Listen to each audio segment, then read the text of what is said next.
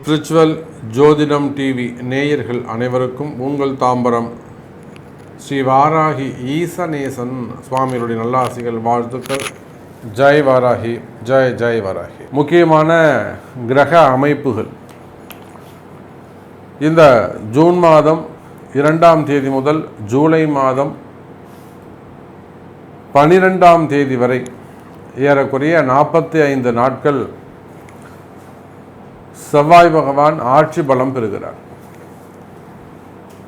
இதில் குறிப்பிட்டு சொல்ல வேண்டிய விஷயம் என்ன அப்படின்னு கேட்டிங்கனாக்கா, குருவும் சுக்கிரனும் அஸ்தங்கமாகிய நிலையில் இருக்கிறார்கள்.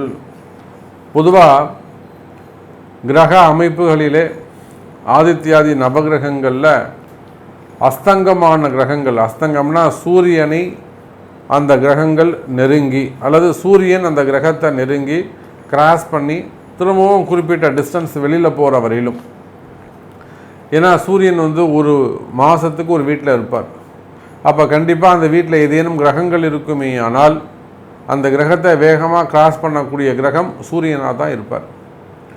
அப்படி பார்க்கின்ற பொழுது இந்த மாதம் சூரிய பகவான் ரிஷபத்திலே இருக்கிறார்.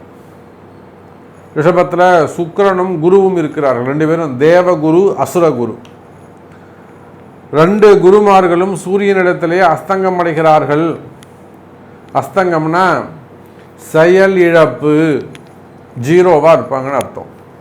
அவங்களால எந்த விதமான செயல்பாடுகளையும் செய்ய முடியாது. அப்போ அந்த அடுத்து வரக்கூடிய நான் சொல்லக்கூடிய அந்த காலகட்டங்களில் 2 குருமார்களும் அஸ்தங்கமாகிய நிலையில் அந்த வேலையை யார் எடுத்து செய்வார்கள் என்று சொன்னால், துணிச்சல் மிக்க, வீரம் மிக்க, கூர்மையான புத்தி மிக்க செவ்வாய் பகவான் தான் அந்த வேலைகளை எடுத்து செய்வார். அப்போ இனி வரக்கூடிய காலங்களிலே அடுத்த ஒரு 45 நாட்கள் மிகுந்த ஒரு பவர்ஃபுல் பிளானட்டாக, அதிகாரம் மிக்க ஒரு கிரகமாக நம்முடைய இந்த செவ்வாய் கிரகம் இருக்க போகிறது. பொதுவாக செவ்வாய்க்கு 2 யோகங்கள் சொல்லுவாங்க. ஒன்று குரு மங்கள யோகம். செவ்வாயும் குருவும் இணைந்திருந்தால் அது செவ்வாய் சாரம் வாங்கியிருக்கலாம், இல்லை செவ்வாயோடு சேர்ந்திருக்கலாம், இல்லை குரு சாரம் வாங்கியிருக்கலாம் செவ்வாய் பகவான், இல்லை 159 தொடர்பில் இருக்கலாம். அப்படி இருந்தால் குரு மங்கள யோகம்னு சொல்லுவாங்க. அதுக்கு அடுத்தபடியாக ருசக யோகம் அப்படின்னு ஒன்று சொல்லுவாங்க. அந்த ருசக யோகம் செவ்வாய்க்கு மட்டுமே உரியது. செவ்வாய் உபய லக்னங்களை தவிர்த்து சரலக்னம், ஸ்திரலக்னம். சரம்ன்றது எதுங்க?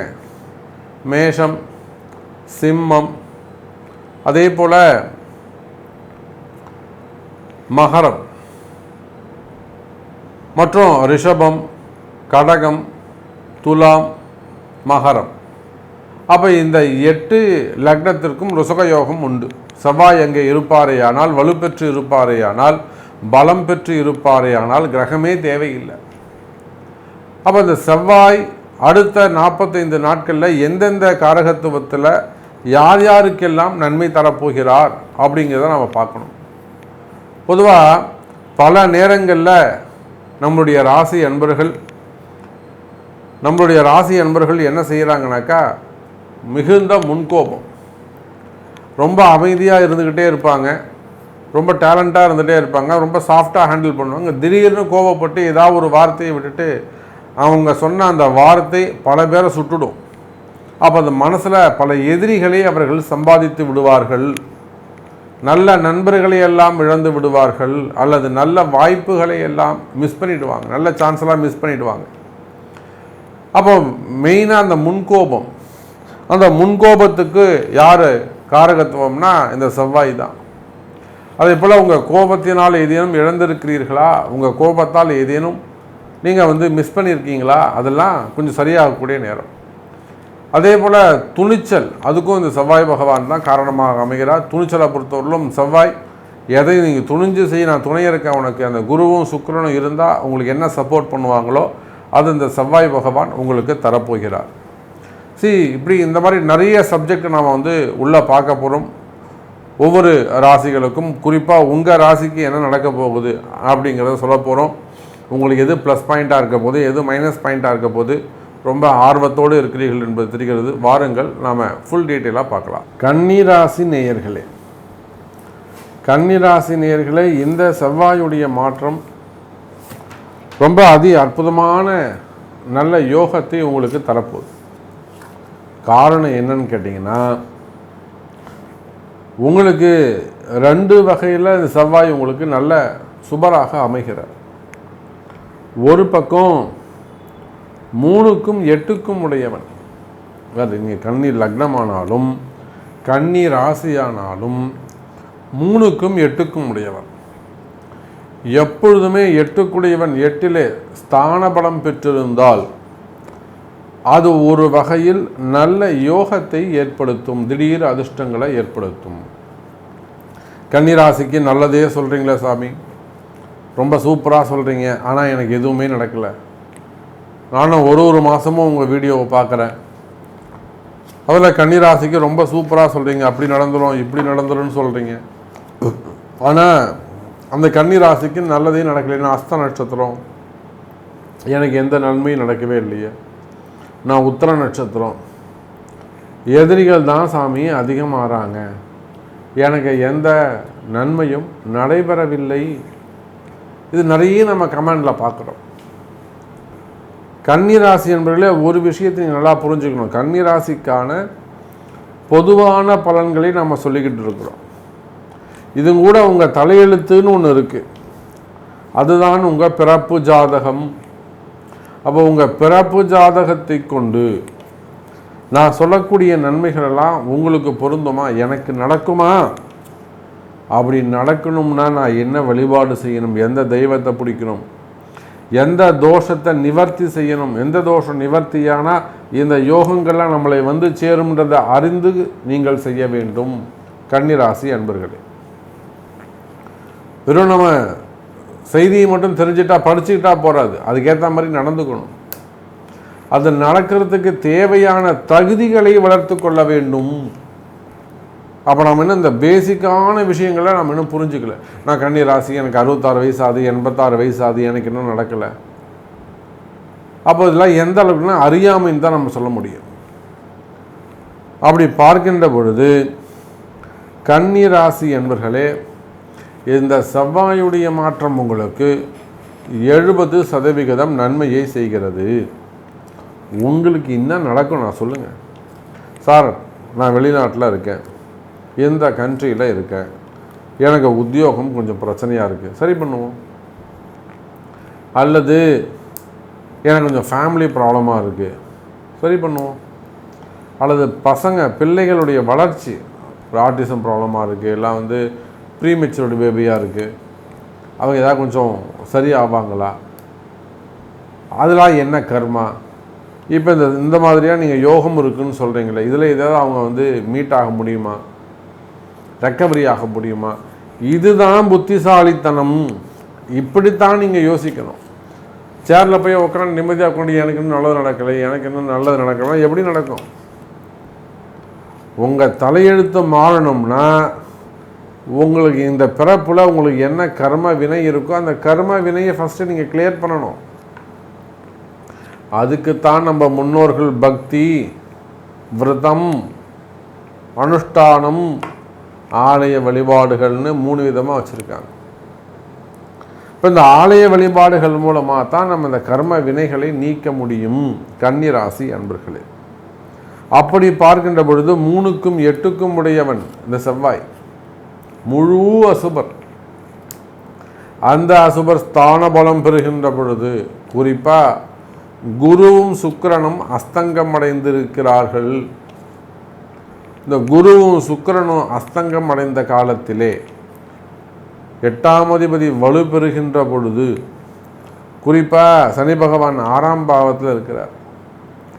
அப்போ இந்த மாதிரி கிரக அமைப்புகளை வச்சு பார்க்கின்ற பொழுது கன்னிராசி என்பவர்களே, நீங்கள் உலகம் முழுவதும் எங்கிருந்தாலும் சரிதான், உங்களுக்கு எது நடக்கணும். சார், நான் ஒரு ஷேர் மார்க்கெட்டில் இருக்கேன், பணம் போட்டிருக்கிறேன், இல்லை எல்லாரையும் நம்பி இந்த மாதிரி நான் கொஞ்சம் வாங்கி கொடுத்தேன், நான் தான் லீடராக இருந்தேன், நான் போய் இப்போ சட்ட சிக்கல்லாம் மாட்டிக்கிட்டேன். அல்லது ஸ்டாக் மார்க்கெட்டில் பணம் போட்டேன், இப்படி ஆயிடுச்சு. அல்லது நான் ஒரு ஹையர் பொசிஷனில் நல்ல ரேங்க்கில் இருந்தேன், இப்போ எனக்கு அந்த வேலை போயிடுச்சு, ரொம்ப டஃப்பாக இருக்குது, திரும்ப நான் அந்த ரேங்க் வருவேனா? அல்லது நான் வெளிநாட்டில் ஒரு பெரிய பிஸ்னஸ் பண்ணிக்கிட்டு இருக்கேன், எனக்கு இத்தனை குளர் இருக்குது, எதிரிகளுடைய தொந்தரவு தாங்க முடியல, எவனாவது ஒருத்தர் என்னை வச்சு செய்கிறான், அவன்கிட்ட எனக்கு விடுதலை கிடைக்குமா? அவனை நாம் ஒன்றுமே பண்ணவன், அவன் நல்லா இருந்துட்டு போட்டோம், சௌக்கியமாக இருக்கட்டும், பட் நான் நல்லா இருக்கிறதுக்கு என்ன வழி, கொஞ்சம் வழிகாட்ட முடியுமா? அல்லது நான் ஒரு பிஸ்னஸ் பண்ணிக்கிட்டு இருக்கேன், இந்த மாதிரி எனக்கு ட்ரபுள் இருக்குது, லோன் ப்ராப்ளமாக இருக்கலாம், அதாவது ஓடி ப்ராப்ளமாக இருக்கலாம், அல்லது தலையை மிஞ்சி போன கடன் பிரச்சனைகளாக இருக்கலாம், அடைக்க முடியாத கடன் சுமைகளாக இருக்கலாம், இல்லை ஏதேனும் செய்வினை கோளாறுகளாக இருக்கலாம், ஏமாற்றங்களாக இருக்கலாம், வீண்பழி அவமானங்களாக இருக்கலாம், உங்களுக்கு கிடைக்க வேண்டிய சான்ஸ் ஆர்டர்ஸ்லாம் மிஸ் ஆகலாம். இப்படி பல பிரச்சனைகள், அந்த மாதிரியான பிரச்சனைகள் இருக்குமே. ஆனால் கன்னி ராசி அன்பர்களே, அவையெல்லாம் உங்களிடத்திலே உங்கள் பிறப்பு ஜாதகத்தை கொண்டு சரியான வழிபாடுகள் வழிகாட்டுதல் இருக்குமே. ஆனால் நான் சொல்லக்கூடிய இந்த 45 நாட்களில் நல்ல மாற்றம் ஏற்படும். இது நிதர்சனமான உண்மை. அதுக்கு தான் கன்னி ராசி என்பதில் உங்களுக்கு 70% நன்மைன்னு நான் சொல்லியிருக்கிறேன். அப்போ உங்களுக்கு நல்லது நடக்கணுமா? ஆமாம் சாமி, எனக்கு எப்படியாவது நல்லது பண்ணுங்கள், கவலையே வேண்டாம் கன்னி ராசி என்பர்களே, நன்மை நடக்கும். அப்போ உங்களுடைய பர்த் சார்ட் பிறப்பு ஜாதகத்தை கொண்டு ஒரு நல்ல முன்னேற்றத்தை ஏற்படுத்தி கொள்ளுங்கள். அதே போல் இந்த ஃபைனான்ஸ் பிஸ்னஸ் பண்ணக்கூடிய பெரிய லெவலில், அதே போல் அரசியல் தலைவர்கள், அரசியலில் ஈடுபட்டிருக்கக்கூடியவர்கள், வெளிநாட்டு பயணம் செய்யக்கூடியவர்கள், அதே போல் பூமி சார்ந்த தொழில்கள், ரியல் எஸ்டேட் பண்ணக்கூடியவங்க, லேண்ட் ப்ரமோட்டர்ஸ், கட்டுமான தொழிலில் பில்டர்ஸான தொழிலில் ஈடுபட்டிருக்கக்கூடியவர்கள், பெரிய பெரிய பில்டராக இருக்கக்கூடிய அந்த தொழில் செய்யக்கூடியவங்க, அதே போல் மினரல்ஸ் கனிம வளங்கள் சம்மந்தப்பட்ட தொழில் செய்யக்கூடியவங்க, டிரான்ஸ்போர்ட் டிப்பர் லாரியோ அல்லது பஸ்ஸோ பெரிய டிரான்ஸ்போர்ட்ஸ் வச்சு நடத்தக்கூடியவர்கள், எக்ஸ்போர்ட் இம்போர்ட் பிஸ்னஸ் பண்ணக்கூடியவங்க,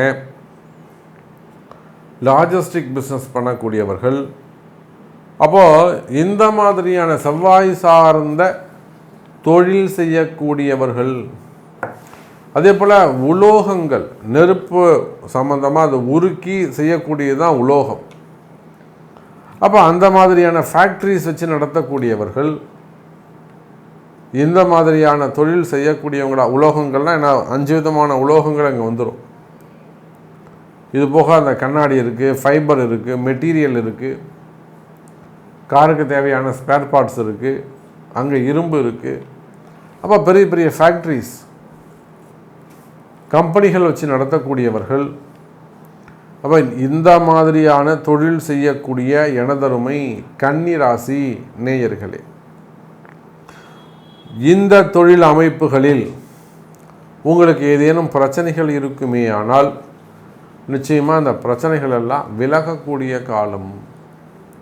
அப்போ இமீடியட்டாக அவங்களுடைய பிறப்பு ஜாதகத்தை கொண்டு, சாமி எனக்கு இந்த மாதிரி ஒரு ட்ரபுள் இருக்குது, நீங்கள் சொன்னது கரெக்டு, அக்யூரேட்டாக கண்டுபிடிச்சி சொல்லிட்டீங்க, எனக்கு இதுதான் ப்ராப்ளம் இருக்குது, இது கொஞ்சம் சார்ட் அவுட் பண்ணணும், இந்த பிரச்சனை எனக்கு பிஸ்னஸ் நல்லா நடந்துகிட்டு இருந்தது, இப்போ பிஸ்னஸ் குறைஞ்சி போச்சு, இல்லை ஏதேனும் ஒரு செய்வினை கோளாறாக இருக்குமோ, ஒரு ஃபயர் ஆக்சிடெண்ட் ஏற்பட்டு போச்சு, இதெல்லாம் நல்லா உற்பத்தியாது, ஆனால் டெலிவரி சேல்ஸ் ஆக மாட்டேங்குது, ஆர்டர் கொடுக்குறாங்க, அப்புறம் ஆர்டர் மிஸ் ஆகிடுது.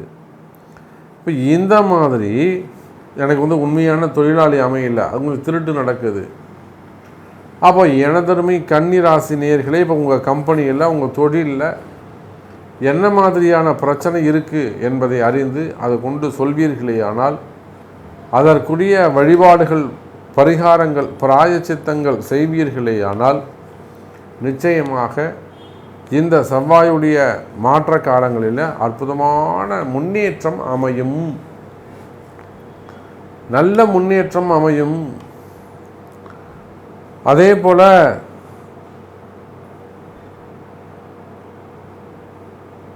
போல் ஃபைனான்ஸ் பிஸ்னஸ் பண்ணக்கூடியவர்கள், பணங்காசு கொடுத்து வாங்கக்கூடியவங்க, இன்னும் சொல்லப்போனால் மீடியா துறையில் ஒர்க் பண்ணக்கூடியவர்கள், மருத்துவத்துறையில் ஒர்க் பண்ணக்கூடியவங்க, காவல்துறை அதிகாரிகள், செவ்வாயுடைய காரகத்துவம் என்னெல்லாம் உண்டோ எல்லாத்தையுமே நீங்கள் அங்கே அப்ளை பண்ணிப்பாங்க. சகோதர சகோதரிகள், சொத்து பத்து தகராறுகள், கோர்ட்டு கேஸு வம்பு வழக்குகள், மருத்துவமனைகள், இந்த மாதிரியான சப்ஜெக்ட்லாம் ஏதேனும் பிரச்சனைகள் இருக்குமே ஆனால் நிச்சயமாக கன்னி ராசி அன்பர்களே அந்த பிரச்சனைகள் எல்லாம் குறைந்து நல்ல முன்னேற்றங்கள் ஏற்படும்.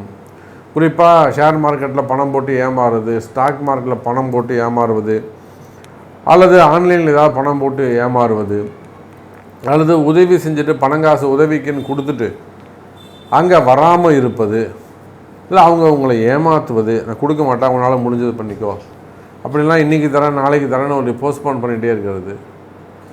இந்த மாதிரியான பிரச்சனைகள் இருக்குமே ஆனால் கவலை வேண்டாம் எனதருமை கன்னிராசினியர்களே, நல்ல மாற்றங்கள் ஏற்படும்.